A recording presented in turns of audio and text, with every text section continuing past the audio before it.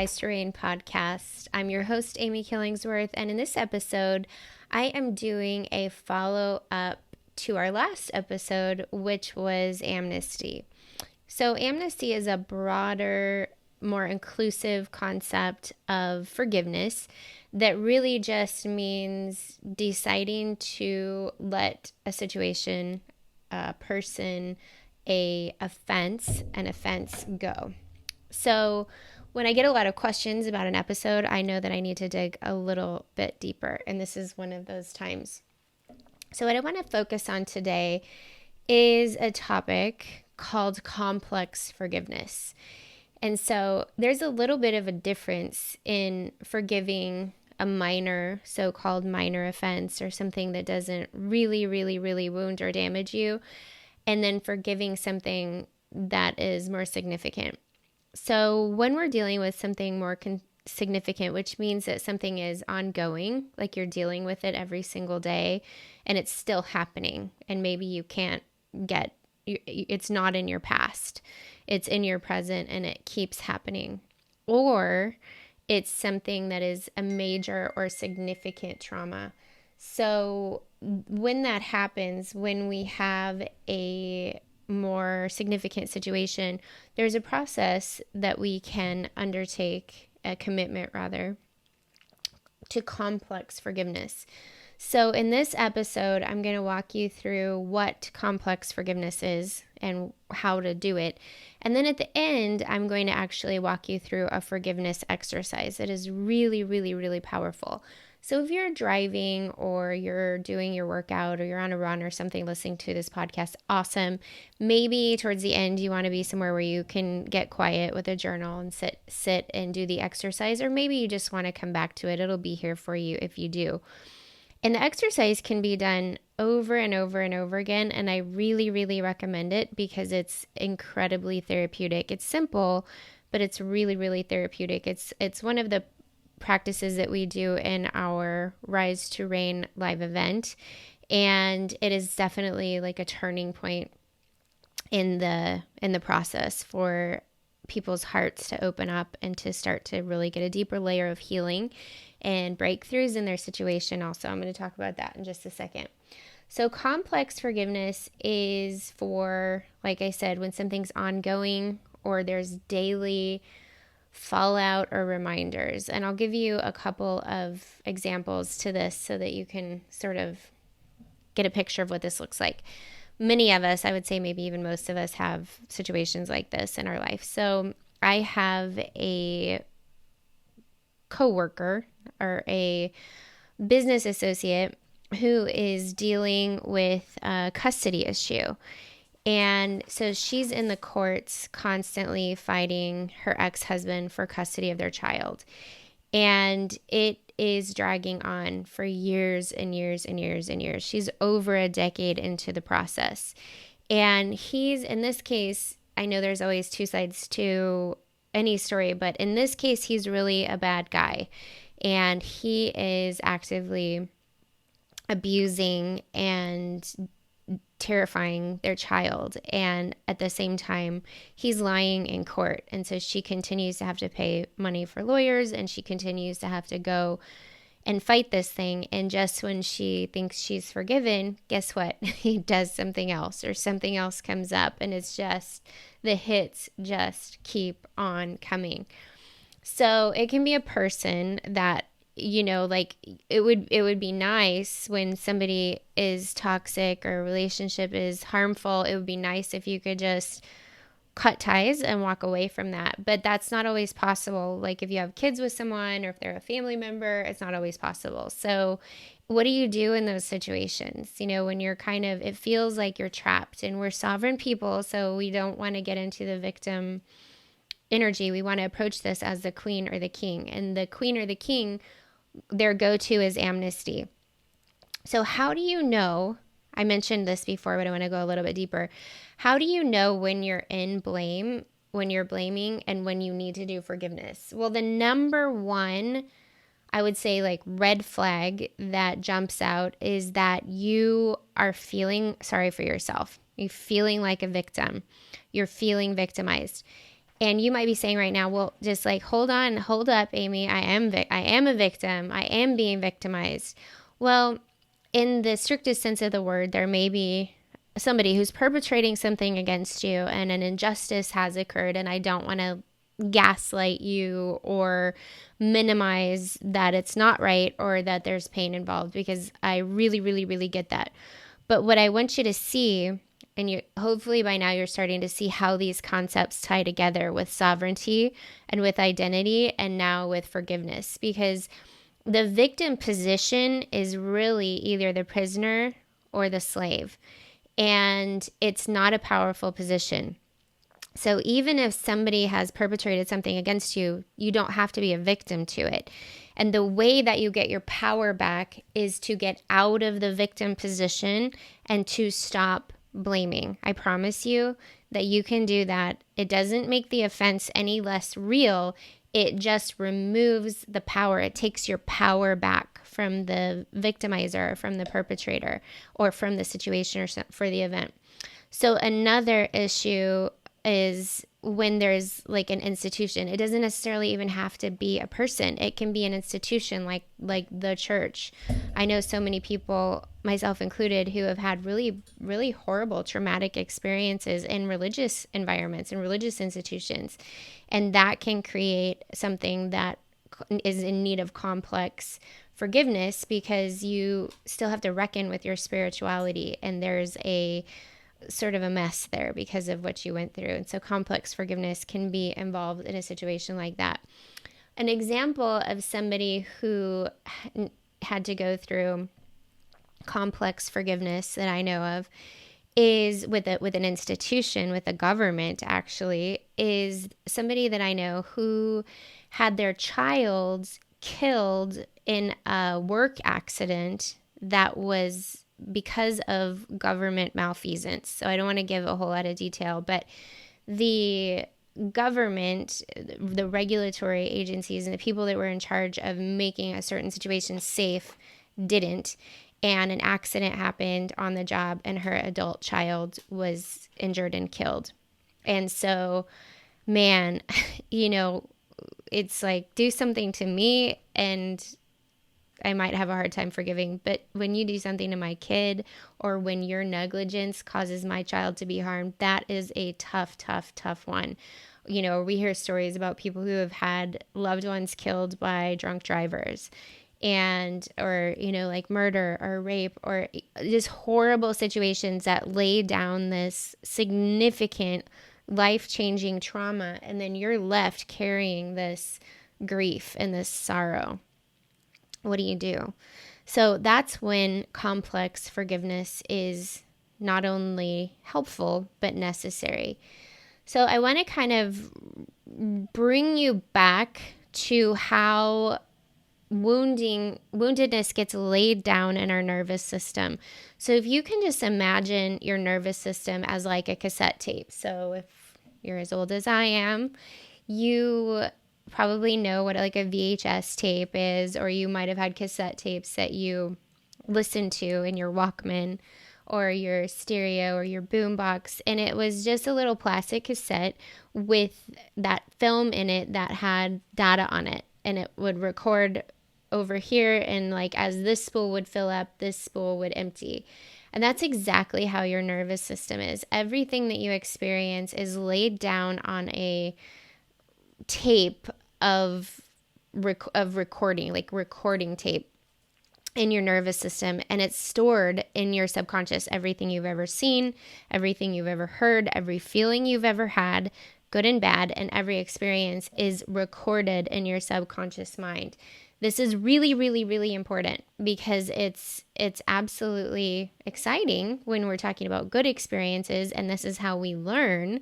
But it can be really challenging when we're carrying around trauma, and when we're carrying around negative feelings, and when we're really burdened by the woundedness that we are still carrying. And there's a way to unwind that trauma. There's a way to unwind it. And the way that it goes in is the way that it comes out. So you have to feel it to heal it. You have to feel it and acknowledge it and process those feelings out of your system. Otherwise, feelings buried alive never die. So you have to process your feelings out. Well, if I get cut off in traffic and someone makes me slam on my brakes and my purse might fly off the seat and empty out onto the floorboard, and that irritates me, and I need to do forgiveness around that because I don't want to be carrying that offense around, right? That's sort of simple. But if I'm dealing with some major or ongoing trauma, it's the same process, but it's a little bit more layered and it's ongoing. So it's like hygiene. You can consider it like forgiveness hygiene. And again, I'm going to walk you through an actual process where we do this, and it's something that you can repeat over and over and over again. But it's really important to remember that when you are carrying around trauma in your body, when you're carrying around trauma and hurt and woundedness in your nervous system, it is infecting and defiling everything in your life. It will come up at the most inopportune times. It will sabotage relationships. It will sabotage your money. It will sabotage your dreams. And so forgiveness is the path to get that out of the well, so to speak, and to unblock yourself. Everything you want in life is on the other side of the forgiveness process. And so the other thing that it does, we talked about this quite a bit last week, the other thing that it does is it opens the door for God to work in your situation, because you're really participating in the divine exchange. The scriptures tell us that we can have beauty for ashes and we can have the oil of joy for mourning. But in order to get the beauty, we have to give up the ashes. Philippians 3:13 says, I forget what lies behind and press forward to what lies ahead. What lies ahead on the other side of healing is that new relationship that you want, or the love of your life, or success in business, or your art, you finally getting your art out into the world. It's like your dreams and your desires are on the other side of forgiveness. And the process of getting that beauty, the process of getting that joy, the process of having that peace is on the other side of giving up the ashes. But in order to give them up, you have to let them come up, and you have to be willing to feel it and acknowledge it. What we do usually is we push it down or we throw it off. We talked about that with projection and blame. So I'm not going to belabor the point. But just know that for God to get involved in your situation, a prerequisite is that you continue to forgive, especially in a complex forgiveness situation. One other thing that I want to mention that is directly out of the writings of Paul in the New Testament is that complex forgiveness is what Paul refers to as a stronghold. And so a stronghold is a network. It's a network of thoughts and beliefs and feelings, and you can kind of imagine it as a tangled all up in a ball. And if you've ever had a ball of cords, or necklaces. When I travel, sometimes my jewelry gets all tangled up, and it's just this big messy ball. And so complex, that's a stronghold. And so something happens, there's an inciting event, or it can be multiple events over time, like we mentioned with my friend, that just keeps adding layer upon layer upon layer upon layer. Or it can be something so awful and so traumatic that it, boom, just lays down this ball of trauma, this complex trauma in a moment.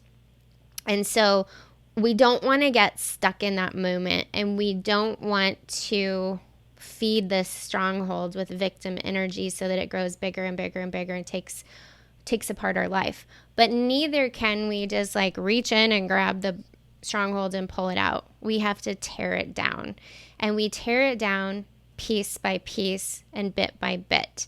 And the way that we do that is by feeling and facing our feelings, acknowledging them, being honest with them, giving the ashes up, and receiving beauty. I covered that in the forgiveness framework in the episode just prior to this one. So if you haven't heard that yet, or maybe you need to hear it again, you can go back and listen to it. But today I want to walk you through an exercise, and it's really, really powerful, and it's something that you can use over and over again to be able to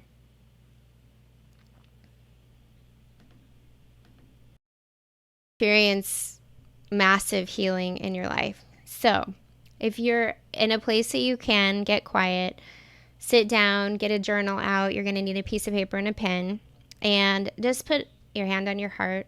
I love to use essential oils to help ground you into the body. And rest your eyes closed. Take a few really deep cleansing breaths and just start to feel your body, because trauma is stored in your physical being. Your central nervous system is part soul and part physical. So it really is part of it's the mechanism that crosses over, and we're going to talk about this in a later episode. I'm really excited about that. But for now, know that your body is an incredibly powerful tool for diagnostic and healing. And so I want you to just close your eyes and do a quick scan of your body. Notice where you feel any tension. Take some deep cleansing breaths. Notice the breath going in and out of your lungs, and just start to maybe from head to foot, just kind of scan your body and see, are my shoulders tight? Am I holding tension in my jaw maybe? Am I clenched anywhere? Is there any pain? And just do a quick body scan and see where you're feeling maybe pain or discomfort or tightness. And then that's kind of your baseline. And once you have that, I want you to think about a situation or a person. And the first one that comes to mind would be a great one. And I recommend maybe starting small. So maybe you don't start with that mother-in-law that has abused you and just made your life miserable for 50 years. Like maybe you want to start, or a parent, like maybe you want to start with the mailman who won't bring your packages to the front door, but instead takes them to the post office and leaves you a note that you have to come get them. Don't ask me where I got that situation from, but that's a good, kind of maybe a little bit more benign. We can start there and move into some of the more complex stuff. So when you get the hang of it. So identify a situation, and I just want you to think about it. And I really want you to think about it. Like I want you to think about it, bring it up, stir it up. What is going on? What happened? What did they do? What did it cost you? How much did you lose? And then I want you to, when you're in touch with the feelings about that person in that situation, I want you to draw an oval that fills the entire sheet of your paper. And then put the name. You can put the name of the person or the situation at the top. And then I want you to fill in all the thoughts, the feelings, and judgments and attitudes that you have about the person or situation. So they stole from me, they're a bully, they're a liar, they cheated, just unfiltered. I feel betrayed. I can't trust now. I feel like I'm damaged goods, like all the things that you can. And really take your time with this, because you can pause the podcast and really fill this out and take your time with this and get that oval completely full, get it all out, get everything out onto this piece of paper. And when you've done that, so go ahead and pause the podcast if you haven't already, do that. And then when you come back, welcome back, you write and everything else. So that's kind of like your catch-all. And then once you have this piece of paper, I want you to tear it out if it's in a journal and just put your hand on it. And I'm going to ask you 3 questions. I want you to close your eyes, and I'm going to ask you 3 questions. Number 1 is, are you willing to forgive this person? Are you willing to forgive this person? That's not, do you want to forgive them? Or are you excited about forgiving them? Or do you feel forgiveness in your heart? It's just, are you willing? Are you willing to take this step for your own enlightened self-interest? If so, just answer yes. Number 2 is, are you willing to forgive this person totally and completely? Person or situation, totally and completely. Just willing. It doesn't have to be, it's not based on feelings. This is just a decision that, yes, I'm willing to do this. I'm willing to give this a try. And then the last one is, are you willing to forgive this person unconditionally, or this situation unconditionally? And if that's yes, then I want you to open your eyes. And now the last step is you're going to take this piece of paper and you're going to destroy it. My favorite thing to do is to burn it. So use caution if you're going to use a fire mechanism. You can also tear it up. You can run it down the garbage disposal. You can flush it down the toilet. But this is just an act of I'm releasing you. I'm tearing up the IOU. I'm letting you off the hook. I'm letting go of the pain. I'm letting go of the situation. I'm ready to forget the past and move forward into the future. And so that's the forgiveness exercise. But what you also need to know is that this can be done over and over and over again. And if you're dealing with a complex trauma, especially when it's ongoing every single day and something else happens and something else happens and something else happens, I would recommend actually doing this every single night before you go to bed and just clearing your spiritual accounts so that you can sleep peacefully.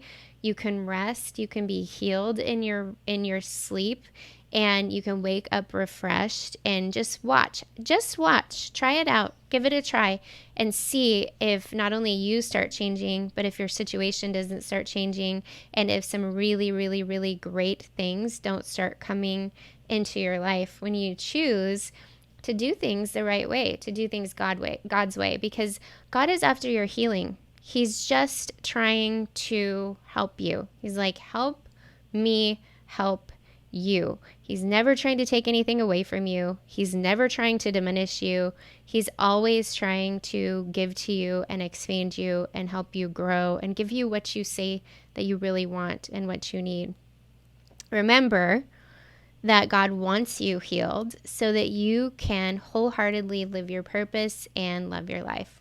I would love to hear how this exercise impacted you. You can go to amykillingsworth.com/podcast and just click on the little microphone there where it says send me a voicemail and just tell me what your experience is. I would love to hear from you.